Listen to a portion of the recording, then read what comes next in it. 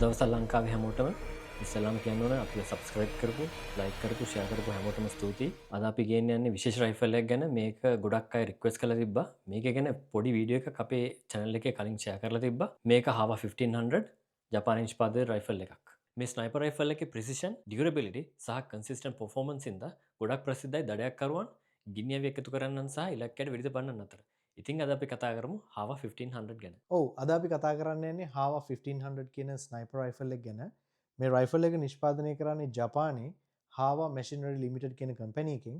මේ කම්පැනි එක 1907 දී තමයි මුල්වරටම ස්ථාපිත වෙන්නේ. මේ කම්පැනි එක දෙවන ලෝක යුද්ධ කාලයේදී දෙවන ලෝක යුද්ධයට අවශ්‍ය කරන අවි ආයුධ ජපානය සඳහා නිෂ්පාදනය කරලා තියෙනවා. ඒ වගේම අවසාන අවධියේදී මේක ජපානයේ self defense forces වලට තමයි මේ අවි ආයුධ නිෂ්පාදනය ගොඩක් කරලා තියෙන්නේ. අපි හැමෝම දන්නවා ජපනීස් ක්‍රාෆ්ට්මන්ෂිප් එක ලෝකයේ ඉහළම තැනක තියෙනවා. මේ රයිෆල් එක ඇමරිකන් මාකට් එකට හඳුන්වලා දුන්නාට පස්සේ ගොඩක් ජනප්‍රිය වුණා. අපි කලින් සැරේ කතා කරේ අර්ධ ස්වයංක්‍රීය. එහෙම නැත්නම් සෙමි ඔටෝමැටික් රයිෆල්ස් ගැන. මේ සැරේ කතා කරන්නේ බෝල්ට් ඇක්ෂන් ගැන. මොකද්ද මේ දෙකේ වෙනස? මොනා කරන්නත් කලින් තුවක්කුවක් ඉස්සෙල්ලා මතට ගත්තාම අපි කරන්නේ චේම්බර් එක එම්ටිද කියලා බලන එක. අපි මැගසින් එක එම්ටි, ඒ වගේම චේම්බර් ෆ්ලැග් එක දාලා තියෙනවා. ඒ කියන්නේ අපේ චේම්බර් එක එම්ටි. ඔව් ගිය සතියේ අපි කරපු AK47 වේරියන්ට් එකේ මේකේ තියෙන ප්‍රධාන වෙනසක් තමයි මේ බෝල්ට් එක අපි අතින් මැනුවලි තමයි අපි ක්‍රියාත්මක කරගන්න ඕනේ. දැන් AK47 වගේ අර්ධ ස්වයංක්‍රීය ගිනි අවයක වෙන්නේ පතුරුවම පත්තු වෙනකොට ඒ පතුරුමෙන් පිට වෙන වායුවෙන්ම මේ බෝල්ට් එක පස්සට කරලා අපිට ඊළඟ පතුරුමත් ලෝඩ් කරලම දෙනවා. හැබැයි මේකෙදි අපි මේ විදිහට බෝල්ට් එක ඉස්සරහට දාලා පතුරුමක් පත්තු කරගත්තට පස්සේ අපි මේ විදිහට බෝල්ට් එක උඩට කරලා මේක පස්සට ඇදලා හිස් පතුරන් කොපුව තුවක්කුවෙන් එළියට විසි කරගන්න ඕනේ. මේ රයිෆල් එකට ඇත්තටම HAWA කියලාද කියන්නේ? ඔව් ඇත්තටම මේක අපි ලියනකොට ලියන්නේ HOW නමුත් අපි ඒක ප්‍රොනවුන්ස් කරනකොට ප්‍රොනවුන්ස් කරන්නේ HAWA කියලා. මේ HAWA 1500 කියලා කියන්නේ රයිෆල් ප්ලැට්ෆෝම් එකක්. මේක ප්‍රිසිෂන් ෂූටින් වලට ෆයින් ටියුන් කරපු HAWA 1500 කියන ප්ලැට්ෆෝම් එක මත බිල්ඩ් අප් කරපු රයිෆල් එකක්. අපි එහෙනම් වෙනද වගේම රයිෆල් එකේ කොටස් ටික අඳුරගමු. මුලින්ම අපිට බලා ගන්න පුළුවන් අපේ මසල් බ්‍රේක් එක, ඒ වගේම බැරල් එක. බැරල් එක අඟල් 24ක් දිග බැරල් එකක් තියෙන්නේ. හෑන්ඩ් ගාඩ් එක, ඒ වගේම අපේ බයිපොඩ් එක. මේ චැසි එක නිෂ්පාදනය කරලා තියෙන්නේ සම්පූර්ණ ඇලුමිනියම් වලින්. ඒ වගේම මේක උඩ අපිට පිකටින් රේල් එකක් දැක් ගන්න තියෙනවා. මේ පිකටින් රේල් එකට තමයි අපි අපේ ස්කෝප් එක මවුන්ට් කරන්නේ. අපිට මේකේ 3 ස්ටේජ් සේෆ්ටි ස්විච් එකක් තමයි බලා ගන්න පුළුවන් වෙන්නේ. ඒ වගේම අපේ ට්‍රිගර් එක තියෙනවා. ට්‍රිගර් ගාඩ් එක තියෙනවා. මේකට එන්නේ පිස්ටල් ග්‍රිප් එකක්. අපේ බෝල්ට් එක අපිට බලා ගන්න පුළුවන්. මෙතන තියෙනවා අපේ ගන් එකේ ස්ටොක් එක. මේ ස්ටොක් එක අපිට මෙන්න මේ බටන් එක ප්‍රෙස් කරලා මේකේ දිග අපිට අවශ්‍ය විදිහට අඩු වැඩි කරගන්න පුළුවන්. අපිට චීක් රෙස්ට් එකක් තියෙනවා. මේ චීක් රෙස්ට් එකත් ඉහළ පහළ කරන්න පුළුවන් මේ පැත්තේ තියෙන මේ බටන් එක ප්‍රෙස් කරලා. අපි කලින් කරපු AK47 වේරියන්ට් එකේ තිබි safe and fire විතරයි. දැන් මේකේ තියෙනවා 3 position safety එක. මොකක්ද ඒක? ඔව් ඒක අහපු එක හොඳයි. මේකේ 3 position safety එකෙන් කරන්නේ අපි බෝල්ට් එක ඇතුළට දාලා රවුන්ඩ් එකක් චේම්බර් කරගත්තට පස්සේ අපි මේ සේෆ්ටි එක ඉස්සරහටම දැම්මහම අපිට ගන් එක ෆයර් කරන්න පුළුවන්. දැන් මම ට්‍රිගර් එක ප්‍රෙස් කරොත් ගන් එක ෆයර් වෙනවා. ඒ වගේම අපිට පුළුවන් මේ සේෆ්ටි එක එකපාරක් පස්සට ඇද්දොත්, ඒ කියන්නේ මැදට ගත්තොත් ඊට පස්සේ අපිට මේ බෝල්ට් එක ඕපන් කරගන්න පුළුවන් ආරක්ෂිතව. හැබැයි අපේ ට්‍රිගර් එක ෆයර් වෙන්නේ නැහැ. ඒ වගේම මේකේ තුන්වෙනි පොසිෂන් එක, ඒ කියන්නේ පිටිපස්සටම අපි සේෆ්ටි එක දාගත්තට පස්සේ අපිට බෝල්ට් එක හොල්ලන්නත් බෑ. ඒ වගේම ට්‍රිගර් එකත් මේ වෙනකොට ලොක් වෙලා තියෙන්නේ. වෙනදා වගේම අපි බලමු රයිෆල් එක කොහොමද ඩිසෙම්බල් කරන්න කියලා. ඕ මේ රයිෆල් එක මේක බෝල්ට් ඇක්ෂන් රයිෆල් එකක් ඉඳන් මේකේ ගොඩක් කොටස් ගලවන්න අපිට නැහැ.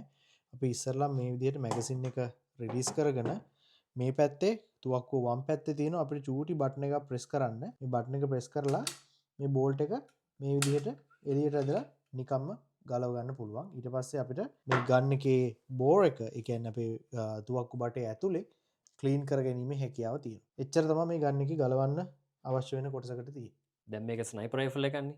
අපි හැමෝටම තියෙන ප්‍රශ්නය තමයි මේකෙන් කොච්චර දුරකට වෙඩි තියන්න පුළුවන්ද කියලා. 308 වින්චෙස්ටර් රවුන්ඩ් එක පාවිච්චි කරලා 6.5 ක්‍රීඩ්මෝර් තරමටම නැතත් යාර 800ක් 1000ක් වගේ දුරකට අපිට මේ රයිෆල් එකෙන් බොහෝම නිවැරදිව වෙඩි තිබීමේ හැකියාව තියෙනවා. මේ වගේ ගන්න එකකින් ඒ වගේ දුරක් වෙඩි තියනකොට අපිට උදව් වෙන ප්‍රධානම උපාංගය තමයි මේ ගන්න එකේ තියෙන ස්කෝප් එක. ඒ වගේම තමයි මේ බැරල් එකේ තියෙන ට්‍රිස්ට් රේට් එක. මට තින තව ප්‍රශ්නත්තම වා මෙන්ෂන් කරපු මේ බැරල්ල එක රේට of ටවිස්ට ගැන අපට එකගෙන කතාරම මේ රේට් of ට්විස්ට් ගැන තවදුරටත් කතා කරනවා නම් මේ වගේ ප්‍රසිෂන් රයිෆල් එක රේට of ටවිස්ට එක සාමාන්‍යයෙන් 1/10 1/9 1/8 වගේ ප්‍රමාණවලින් තමයි එන්නේ. මොකද මේකෙන් ෆයර් කරන බුලට් එක ගොඩක් බරයි. සාමාන්‍යයෙන් AR-15 වලට වගේ පාවිච්චි කරන 223 Remington වගේ රවුන්ඩ් එකකට පාවිච්චි කරන බැරල් එකේ රේට් of ට්විස්ට් එක 1/12 1/14 වගේ අනුපාතයකින් තමයි එන්නේ. මොකද ඒකේ බුලට් එකේ බර මේ 308 වගේ බුලට් එක බරට වඩා බොහොම අඩු නිසා. මට තින තව ප්‍රශ්නත්තම ඔයා මේ රයිෆල්ලගේ ඇකිවරේසිය ගැන කතා කරදි මෙන්ෂන් කර සබ් MOA ගැන මොකද සබ් MOA ගැන ඔව් සබ් MOA කියලා කියන්නේ ඇත්තටම MOA කියලා කියන්නේ මිනිට් of angle කියන එක. ඒක මම සරලව පැහැදිලි කරොත් අපි මීටර් 100ක් වගේ දුරක් ගත්තාම මීටර් 100කදී අඟලක් පිතම වර්ග අඟලක් වගේ කොටුවකට සීමා වෙන විදිහට මේ ගන්න එකෙන් අපිට නැවත නැවත වෙඩි තිබීමේ හැකියාව තියෙනවා. මට මතක් වෙච්ච තව දෙයක් තමයි අපේ යාළුවෙක් අහලා තිබ්බ කමෙන්ට් සෙක්ෂන් එකේ මේ රයිෆල් එකේ කැලිබර් එක මොකක්ද කියලා. අපි පොඩ්ඩක් කතා කරමු මේකේ තියෙන කැලිබර්ස් වර්ග සහ දාන්න පුළුවන් පතරම් වර්ග ගැන. ඔව් හැමදාමත් වගේ අපේ වීඩියෝස් වලට කමෙන්ට් කරන ප්‍රශ්න අහන හැමෝටම බොහොම ස්තුතියි. ඉතින් මේ ගන්න එකේ කැලිබර්ස් ගැන කතා කරනවා නම් මේක 6.5 Creedmoor 308 සහ අපි හැමෝම දන්න AR-15 වගේ semi automatic guns වලට පාවිච්චි කරන 223 Remington වගේ රවුන්ඩ් එකට පවා මේ චේම්බර් කරන්න පුළුවන් විදිහට මේ ගන් එක හදනවා. අපි ගාව මේ තියෙන රයිෆල් එකට චේම්බර් කරන්න පුළුවන් මේ 308 Winchester කියන රවුන්ඩ් එක. මේ පතුරමයි 308 Winchester කියන පතුරමයි හැඩයෙන් සහ ප්‍රමාණයෙන් දෙකම එක සමානයි. නමුත් මේ පතුරම 762 by 51 mm NATO කියන පතුරම තමයි මේක. 308 Winchester පතුරම චේම්බර් කරන්න පුළුවන් ඕනෑම තුවක්කුවකට මේ 762 by 51 mm කියන පතුරම දාලා අපිට කිසිම ප්‍රශ්නයක් නැතුව පත්තු කරන්න පුළුවන්. හැබැයි මේ දෙක අනික් පැත්තට පාවිච්චි කරන්න බෑ. ඒ කියන්නේ 762 by 51 mm කියන පතුරම දාලා පත්තු කරන්න පුළුවන් තුවක්කුවකට මේ 308 කියන පතුරම දාලා පත්තු කරන්න බෑ. මොකද මේ 308 කියන පතුරම පත්තු වෙනකොට නිපදවන පීඩනය මේ 762 by 51 mm කියන පතුරම පත්තු වෙද්දි ඇති කරන පීඩනයට වඩා ගොඩක් වැඩි. අද අපි ගොඩක් දේවල් කතා කරා HAVA 1500 bolt action rifle එක ගැන. දිගටම රැඳී ඉන්න මේ රයිෆල් එක පාවිච්චි කරලා අපි කරපු වීඩියෝ එකක් මේ වීඩියෝ එක අන්තිමට ඔයාලට බලා ගන්න පුළුවන්. අපි ගොඩක් දේවල් ඉස්සරහට plan කරලා තියෙනවා. මේ රයිෆල් එක අරන් ගිහලා රේන්ජ් එකේ ඉලක්කයට වෙඩි තියන්නේ කොහොමද? රයිෆල් එකේ accuracy එක කොහොමද කියලා අපි බලමු.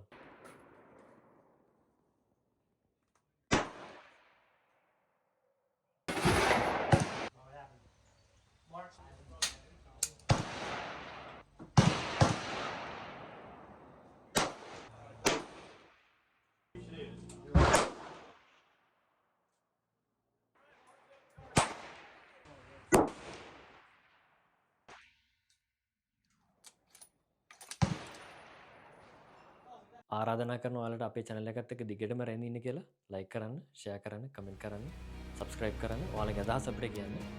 තව අලුත් වීඩියෝ එකකින් අපි හමු. link කරන්න. මොකද කරමු? අපි කවදේ කරලා මම මේ රැස්වීම කතාවක් කරලා මෙන්න මේටි කියන්න තියෙන. හරිද? වැඩි විස්තර කතා කරන්න දෙන්න. අර දැනේ